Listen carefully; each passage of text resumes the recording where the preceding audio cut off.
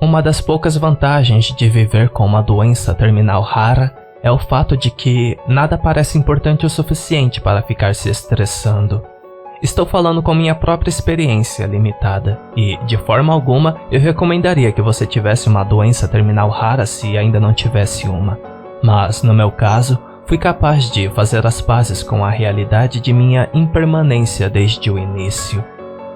Antes do diagnóstico, quando eu era um adolescente, às vezes me preocupava em corresponder às minhas próprias expectativas em idade adulta. O que é um absurdo se você considerar que a cidade em que cresci é a capital das expectativas rebaixadas, cuja única reivindicação à fama é sendo o lar de uma famosa batalha sangrenta de guerra civil e o lugar onde choveu sapos uma vez. Não pergunte, não é tão interessante quanto parece.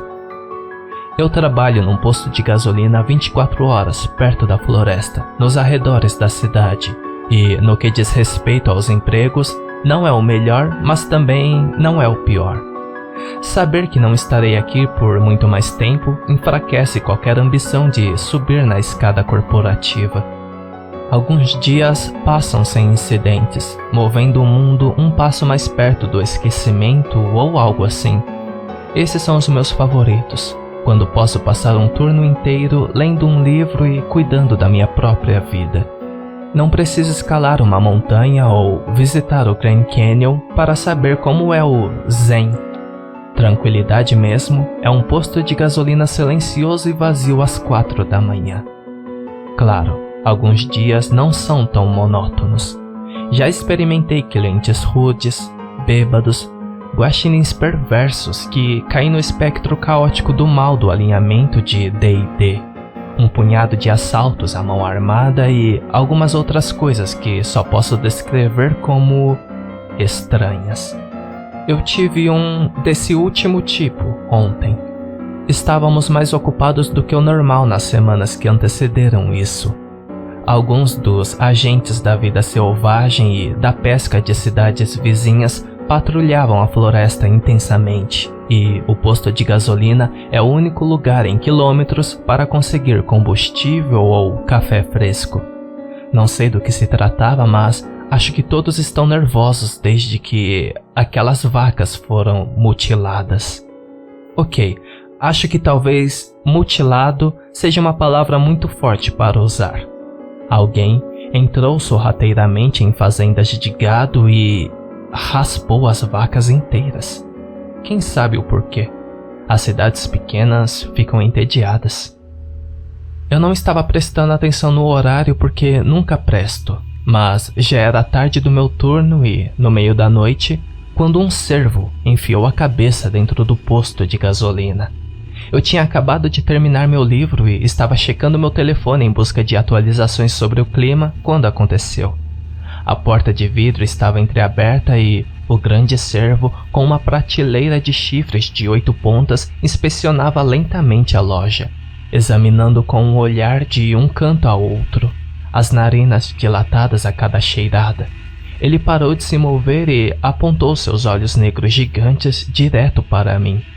Fiquei perfeitamente imóvel, exceto para desligar o telefone, porque isso era mais interessante do que a possível tempestade de neve que se aproximava nos próximos dias. Olhamos um para o outro por mais um momento, até que o cervo empurrou a porta para o resto do caminho e colocou um pé dentro. O que quer que você esteja imaginando agora está errado. Eu sei que é minha culpa porque estou lhe contando essa história, então peço desculpas. Havia alguns detalhes importantes para este cervo que ainda não mencionei. Primeiro, a cabeça do veado estava a cerca de 2 metros do chão. Em segundo lugar, pude ver através do vidro das portas da frente que o cervo estava de pé.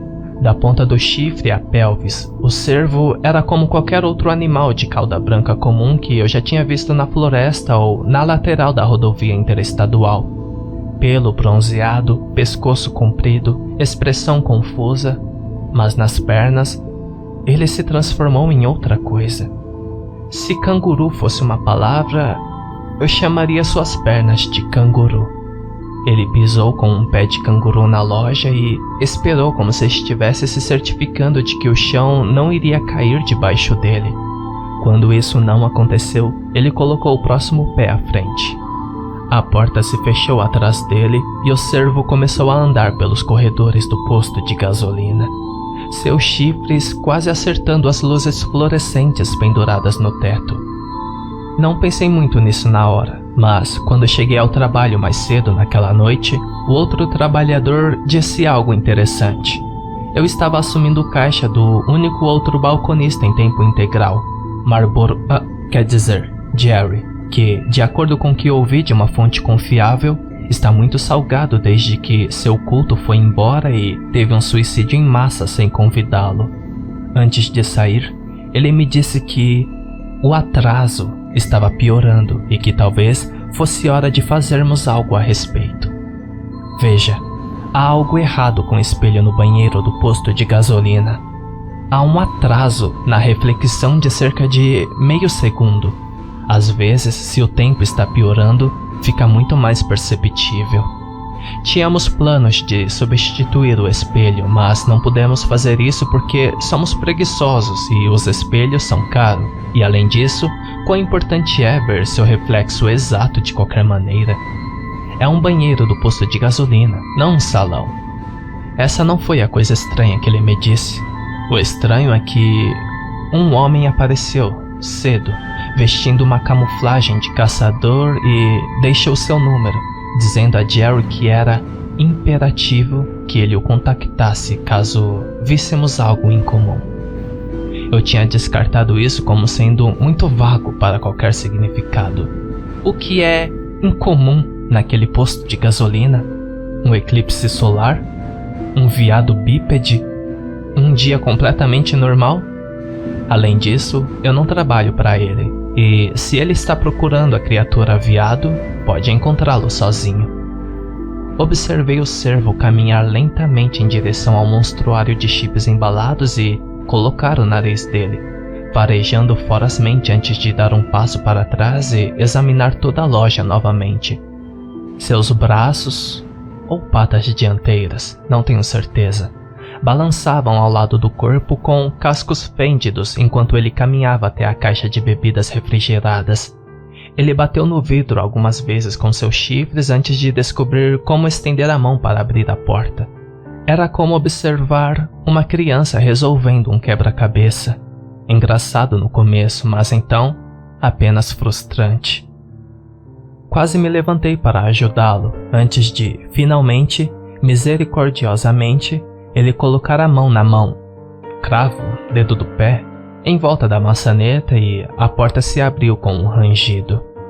Tive que segurar minha risada quando o cervo se atrapalhou com a garrafa de água e, de alguma forma, conseguiu, por pouco, puxá-la para fora da caixa antes de enfiar a ponta da mandíbula e mastigar a tampa até que se abrisse.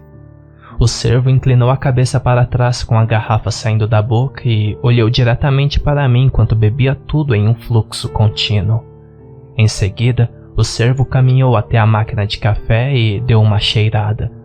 O cheiro aparentemente não combinou com sua disposição quando ele recuou e balançou a cabeça ferozmente. Finalmente, o fanfarrão terminou sua ronda, caminhou até mim e parou do outro lado do balcão.